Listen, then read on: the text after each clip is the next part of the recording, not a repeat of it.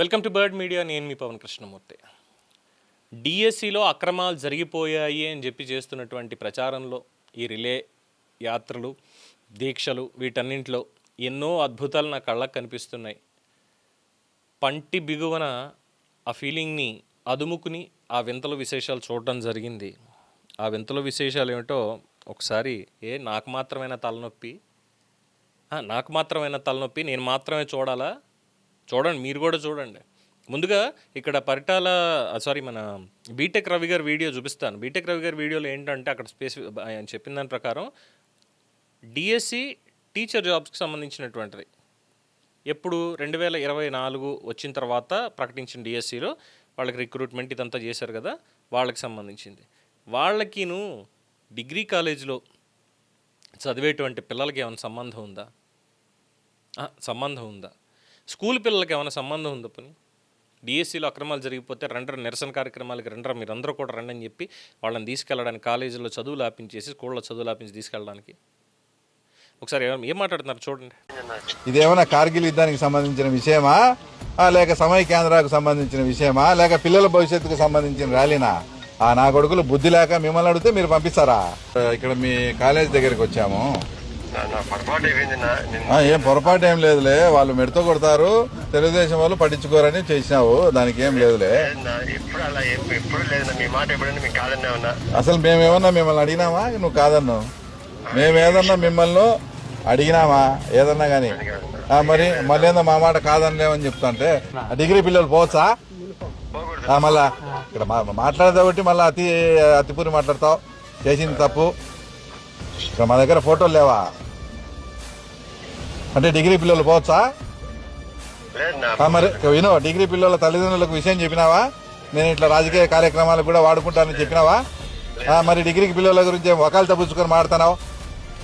Useless fellow. మళ్ళా ఎక్కడ చూశానబ్బా? చూశాను. నీ చరిత్ర మొత్తం నాకు తెలుసురా. ఆ రోజు రైల్వే స్టేషన్ లో నా లగేజ్ కొట్టేసింది నువ్వే కదా.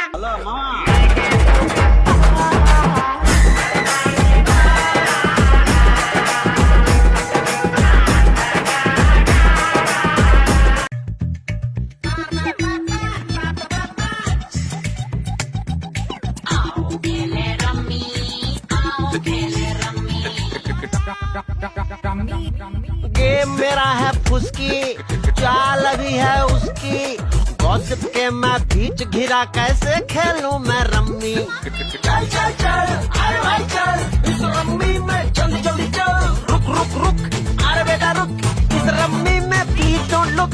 आज दुखों की एक वजह है, चाल मेरी ना आए, कोई इनको चुप करवाए, मेरी गेम को बचाए, मेरी गेम को बचाए।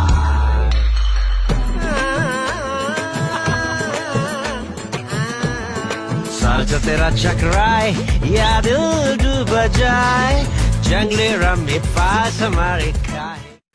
చూసారుగా. ఇక్కడి నుంచి నేనేమి దీనికి ఉపోద్ఘాతాలు ఇవ్వను, బిహైండ్ ద స్టోరీ అనేది నేను చెప్పను.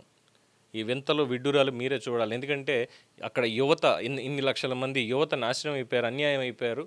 వీళ్ళకి ఉద్యోగాలు ఇవ్వకుండా ప్రభుత్వం నాశనం చేసింది.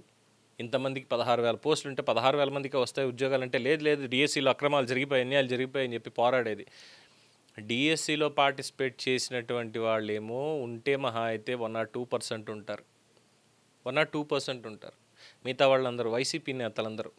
ఒక్కళ్ళన్నా వెళ్ళి అందులో డిఎస్సి ఎగ్జామ్ రాసిన వాడు ఉన్నాడా? ఒక్కడికన్నా పోనీ డిఎస్సి అంటే ఏంటో తెలుసా? దాని క్రైటీరియా తెలుసా? హారిజాంటల్ రిజర్వేషన్ అన్నటువంటి కాన్సెప్ట్ తెలుసా?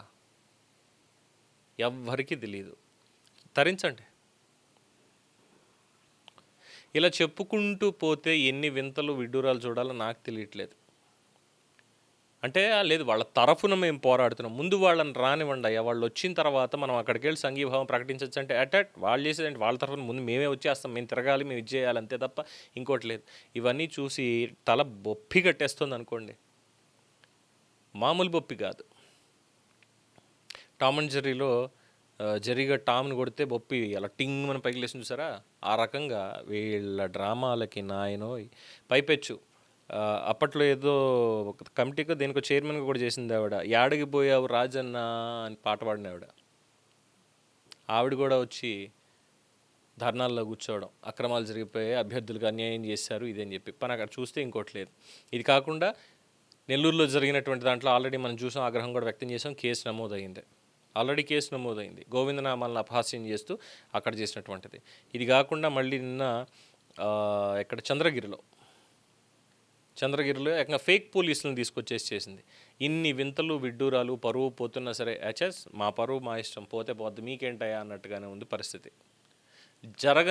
జరగనటువంటి అక్రమాలకి జరిగిపోయింది అంటూ చేస్తున్నటువంటి ప్రహసనం చేయండి. ఇవన్నీ వీడియోలు చూసి ఎంజాయ్ చేయండి. మీరు ఏమైనా మాట్లాడాలనుకుంటే కామెంట్స్లో మాట్లాడండి, లేదంటే లైట్ తీసుకోండి. చూస్తూనే ఉండండి ది బర్డ్ మీడియా. ఈ వీడియో మీకు నచ్చినట్లయితే లైక్ చేయండి, షేర్ చేయండి, సబ్స్క్రైబ్ చేయండి. మరిన్ని అప్డేట్ల కోసం మా వాట్సాప్ ఛానల్ను ఫాలో చేయండి.